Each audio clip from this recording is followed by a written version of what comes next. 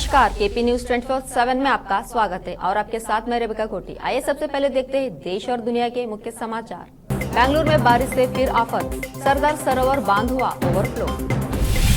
ED ने तलब किया तो भड़के डीके शिवकुमार, बोले समन मेरे राजनीतिक कर्तव्य के निर्वहन में आड़े आ रहा। कांग्रेस अध्यक्ष पद स्वीकार करने को तैयार नहीं लग रहे राहुल गांधी। बढ़ता जा रहा कोरोना का कहर, 24 घंटे में 6,400 से ज्यादा नए केस, पॉजिटिविटी रेट ने बढ़ाई टेंशन। अगर दिल्ली में सरकार बदली तो बिहार समेत अन्य पिछड़े राज्यों को दिया जाएगा विशेष राज्य का दर्जा, बिहार के मुख्यमंत्री नीतीश कुमार ने यहां बात कही। राहुल की यात्रा में दम नहीं, इससे हमें कोई गम नहीं, मोदी सरकार में मंत्री रामदास अठावले का फिर दिखा शायराना अंदाज।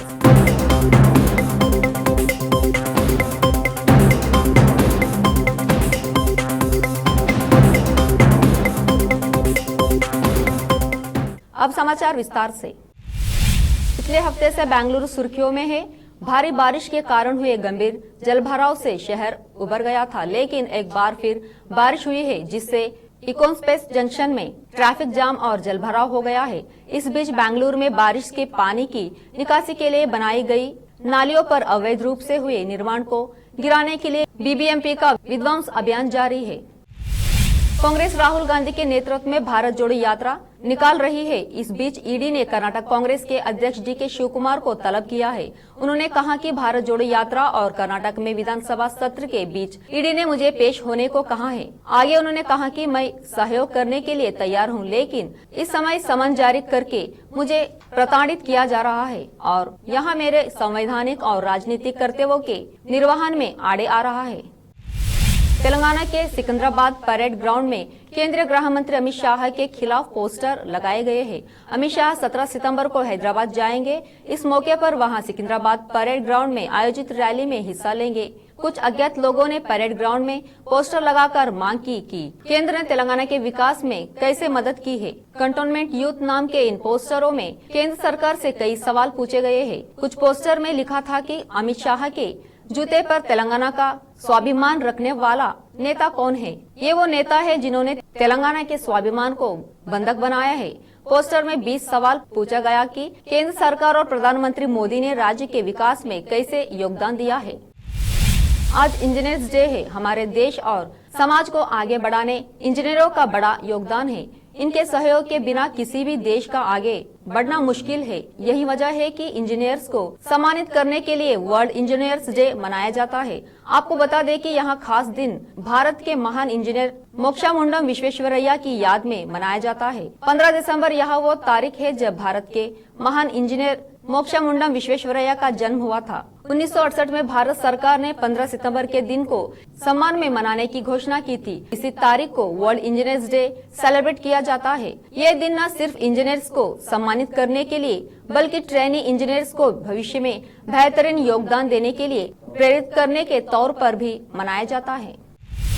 कांग्रेस के राष्ट्रीय अध्यक्ष पद के लिए 17 अक्टूबर को चुनाव होगा। हालांकि चुनाव से पहले पार्टी के कई वरिष्ठ नेताओं की मंशा है कि राहुल गांधी के अध्यक्ष पद संभाले। फिलहाल राहुल गांधी इस पद को स्वीकार करने के लिए तैयार नहीं लग रहे हैं। इस बीच कांग्रेस के कुछ नेताओं ने कहा कि मुमकिन है कि पार्टी की कुछ राज्य इकाइयां गांधी परिवार के नेतृत्व में विश्वास जताते हुए एक रिजोल्यूशन पास करने की तैयारी में है। इसके अलावा वे सोनिया गांधी से पार्टी प्रमुख के रूप में बने रहने का भी आग्रह कर सकती है। देश में कोरोना वायरस ने एक बार फिर रफ्तार पकड़ ली है और रोजाना कोविड मामले में लगातार इजाफा हो रहा है। भारत में आज यानी गुरुवार को कोरोना वायरस के नए मामले 6,000 पार कर गए, जिससे एक बार फिर से कोरोना के कहर की आहट सुनाई देने लगी है। इतना ही नहीं, देश में कोविड के एक्टिव केसों की संख्या भी 46,000 के ऊपर पहुंच चुकी है। स्वास्थ्य मंत्रालय द्वारा जारी लेटेस्ट आंकड़ों के मुताबिक देश में गुरुवार को बीते 24 घंटे में कोरोना वायरस संक्रमण के 6,422 नए केस सामने आए। इससे देश में कोविड के कुल मामलों की संख्या बढ़कर 4,45,16,479 पहुंच गई है, जबकि इसी दौरान एक्टिव केसों की संख्या भी 45,779 में बढ़कर 46,749 से बढ़कर 46,300 89 पर पहुंच गई है। संक्रमण से 34 मरीजों के जान गंवाने से मृतकों की कुल संख्या बढ़कर 28,250 हो गई है। आंकड़ों की माने तो गुरुवार को कोरोना के नए मामले की तुलना में रिकवर होने वाले मरीजों की संख्या भी कम रही। बीते 24 घंटे में भारत में 5,748 लोग ही कोरोना से ठीक हुए हैं। फिलहाल देश में पॉजिटिविटी रेट 2.04% है। लेते एक छोटा सा ब्रेक। हिंदुस्तान के हर कोने में हम हैं मौजूद। 24 घंटे हालात पर गहरी नजर, खबरों से जुड़े चुपते सवालात और आपको दिखाता है धार्मिक, सामाजिक, राजनीतिक, लोकल और इंटरनेशनल न्यूज की सबसे बेहतर कवरेज,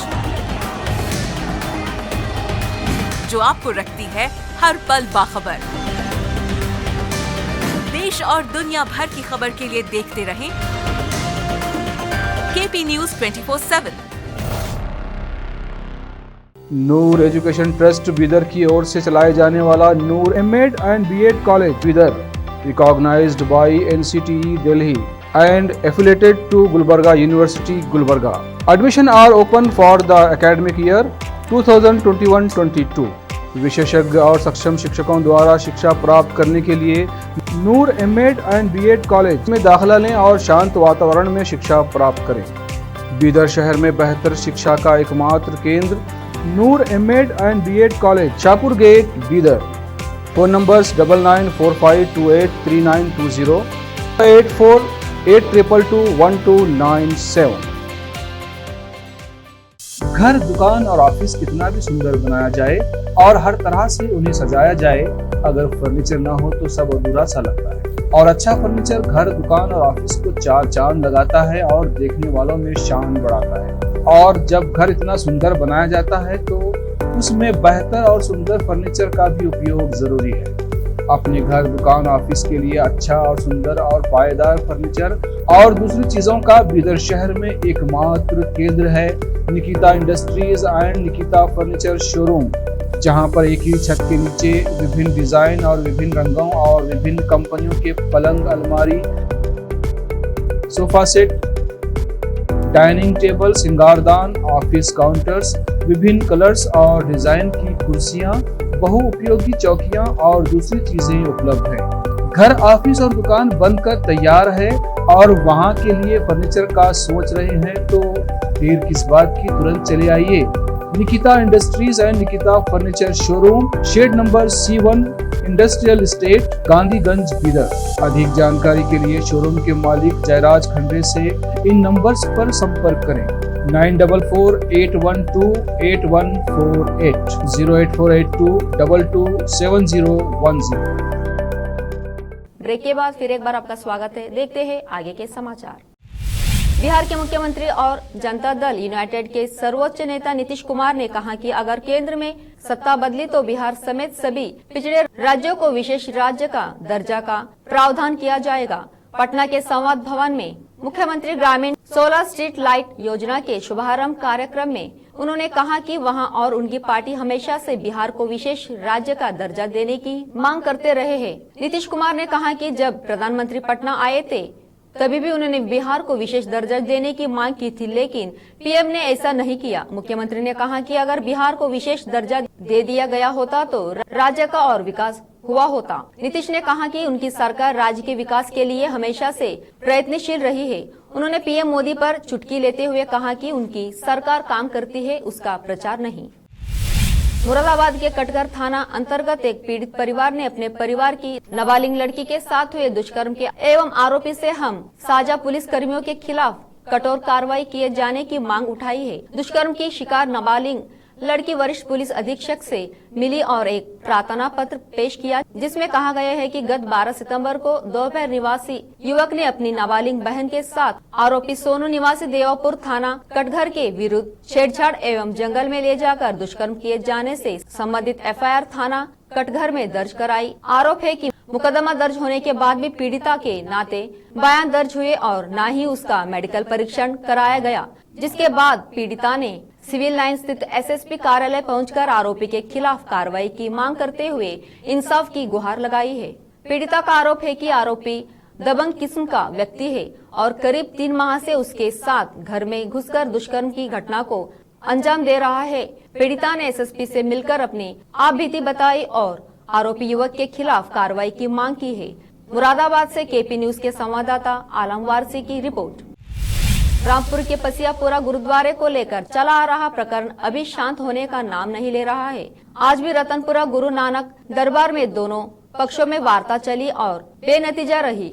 करीब 2 सप्ताह पूर्व गांव स्थित बाबा दीप सिंह जी गुरुद्वारे को लेकर विवाद छिड़ गया था। इस गुरुद्वारे पर 2 पक्ष अपना अपना हक जताते हुए आपस में भिड़ गए थे। जितेंद्र सिंह पक्ष का कहना था कि वहां इस धार्मिक स्थल की लंबे समय से सेवा करते चले आ रहे हैं। यहां धार्मिक स्थल उनकी पुश्तैनी जमीन में बना हुआ है, मगर अब पड़ोसी गांव नवाबगंज के ग्रामीण इस पर कब्जा करना चाहते हैं। वही नवाबगंज निवासी दूसरे पक्ष का कहना है कि इस गुरुद्वारे को उनके अधीन किया जाए। संगत भी चाहती है और संबंधित कागज उनके पास भी है। उधर आज को एक बार फिर इसी प्रकरण को लेकर रतनपुर गांव स्थित बाबा ढेरा गुरुद्वार परिसर में दोनों पक्षों की पंचायत का आयोजन किया गया। दोनों पक्षों के दर्जनों लोगों सामने आमने बैठे रहे और घंटों बहस चली, लेकिन घंटों बहस के बाद भी नतीजा नहीं निकल पाया। ऊपर से दोनों पक्षों में एक बार फिर तनातनी देखने को मिली। हालांकि अभी दोनों पक्ष आपसी सद्भाव से मामले को निपटाए जाने का दावा करते नजर आ रहे हैं,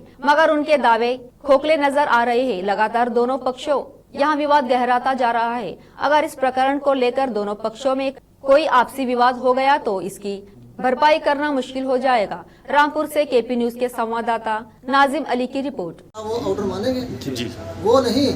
जो भी सिख बच्चा है जहाँ जहाँ है, हमारा सिरमौर है, हमारा वो सिखी का धुरा है, अकाल तख्त हमारा सर्वोच्च है।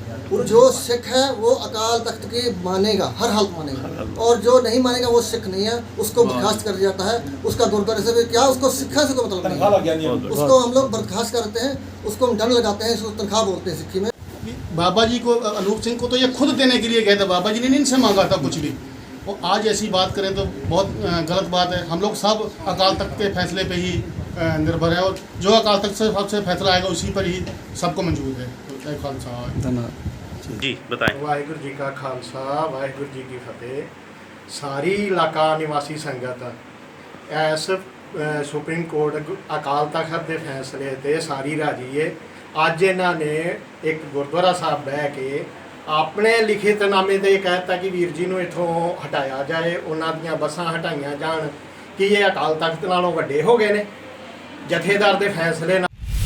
मोदी सरकार में मंत्री रामदास अठावले का एक बार फिर से शायराना अंदाज सामने आया है। इस बार उन्होंने राहुल गांधी के नेतृत्व में कांग्रेस की भारत जोड़ो यात्रा पर तुकबंदी की है। कांग्रेस के पूर्व अध्यक्ष राहुल गांधी की अगुवाई में निकाली जा रही भारत जोड़ो यात्रा पर निशाना साधते हुए केंद्रीय मंत्री रामदास अठावले ने गुरुवार को इस भारत जोड़ो यात्रा बताया। उन्होंने यहाँ दावा किया कि इस बेदम यात्रा में गांधी को प्रधानमंत्री नरेंद्र मोदी के सामने सियासी कामयाबी नहीं मिल सकती। अठावले ने अपने चिर परिचित अंदाज में तुक मिलाते हुए इंदौर में संवाददाताओं से कहा, गांधी की यात्रा भारत जोड़ो यात्रा नहीं बल्कि भारत तोड़ो यात्रा है। इस यात्रा में कोई दम नहीं और इस यात्रा को लेकर हमें कोई गम नहीं। प्रधानमंत्री नरेंद्र मोदी का जन्मदिन यानी 17 सितंबर का दिन इस साल खास होने वाला है। इस दिन देश में लुप्त हो चुके धरती पर सबसे तेज दौड़ने वाले वन्य प्राणी चीता की आमद होने वाली है। दरअसल 70 साल बाद नामीबिया से 8 चीते भारत आने वाले हैं। इन्हें लेने के लिए विशेष विमान नामीबिया पहुंच चुका है। इन चीतों को पीएम मोदी मध्य प्रदेश के कूनो पालपुर राष्ट्रीय उद्यान में छोड़ देंगे। इन चीतों को लेने के लिए जो खास विमान नामीबिया पहुंचा है उसे खूबसूरत पेंटिंग द्वारा सजाया गया है। विमान पर पेंटिंग लगाई गई है। बताया जा रहा है कि पहले नामीबिया से स्पेशल विमान के जरिए चीतों को जयपुर लाया जाएगा। इसके बाद हेलीकॉप्टर से उसी दिन मध्य प्रदेश के कूनो पालपुर राष्ट्रीय उद्यान लाया जाएगा, जिन्हें पीएम मोदी अपने जन्मदिन पर देश को सौंपेंगे। Popular TV show Tarak Mehta ka Ulta Chashma Shailesh Lodha की जगह एक्टर सचिन श्रॉफ तारक मेहता बनकर आ गए हैं। शो के प्रोड्यूसर असित मोदी ने सचिन श्रॉफ की शो में एंट्री को लेकर मीडिया से बातचीत की। असित मोदी ने कहा कि उन्हें यकीन है कि सचिन अपने किरदार को बखूबी निभाएंगे। इसके साथ ही उन्होंने शैलेश लोढ़ा को भी नए सफर के लिए शुभकामनाएं दी। इस बीच शैलेश लोढ़ा ने अपने इंस्टाग्राम अकाउंट पर एक व्यंग शेयर किया है, जिसे देखकर लोगों का कहना है कि उन्होंने असित मोदी पर निशाना साधा है। उन्होंने लिखा, मेरा ही चेहरा सबसे बड़ा हो।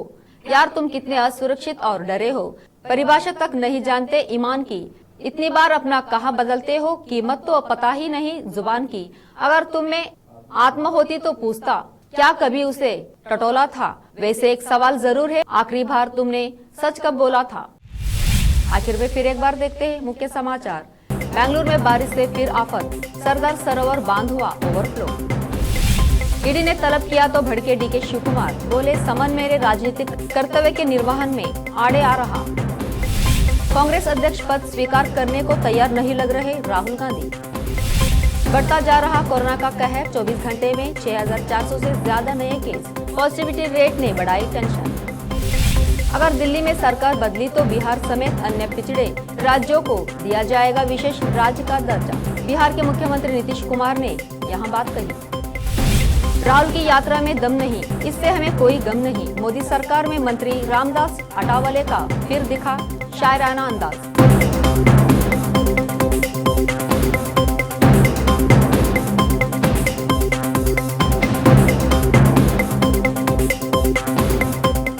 केपी न्यूज में इतना ही। देश प्रदेश के समाचारों के लिए देखते रहे केपी न्यूज 24/7। धन्यवाद।